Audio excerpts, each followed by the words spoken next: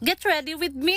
Get ready, dyan ka magaling ang paglalagay ng koloriti sa pagmumukha mo. Marami akong mga nabasa na kuminto ba na mag-get ready with me daw si Dorinel. Magaling ang babae na yan, ang pagpaarte sa katawan niya. Yung pinaglalagay niya yan na sa mukha niya, yung tubig na yan, naiirita talaga ako pag makita ko yan sa rip. Kay dagdag sikip lang yan sa rip. Hindi ko alam kung bakit kailangan ilagay sa rip ang tunir-tunir daw na yan. Palagi ko tong mapapansin sa kanya ba, magpahid-pahid siya ng mga puti na yan na tatapalan niya yung mga nangingitim sa mukha niya. Paano hindi yan magkaroon ng pangingitim yung mga bakas sa pimples niya? Kaya nagpupuyat. Yung pinambili niya dyan sa BB cream na daw na yan na Miska.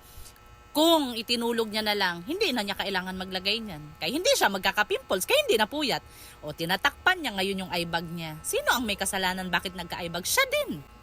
Kaya hindi natutulog sa tamang oras. Sus, Dorinel, kahit ilang beses mo patakpan yung mga eyebag mo na yan, lalabas pa rin yan. Kaya buburahin din naman ang make-up. Tignan mo ang babae, o napakaraming itatapal sa pagmumuka niya. Siya rin naman ang may gawa sa mga yan. Kung nakikinig ka, kung matulog ka sa tamang oras, kakain ka ng mga healthy, iinom ka sa tubig, hindi magkakaganyan ang mukha mo. Hindi mo na kailangan yung tapal-tapalan ng mga kung ano-ano dyan. Baka magtanong-tanong na naman kayo kung anong pangalan sa pinang-drawing niya dyan sa kilay niya na inahit na dodrawingan na naman niya. Ang nakasulat doon ay Bobby Brown. Isa pa yan sa hindi ko maintindihan. Bakit kailangan niya ahitin ang kilay niya tapos dodrawingan din niya?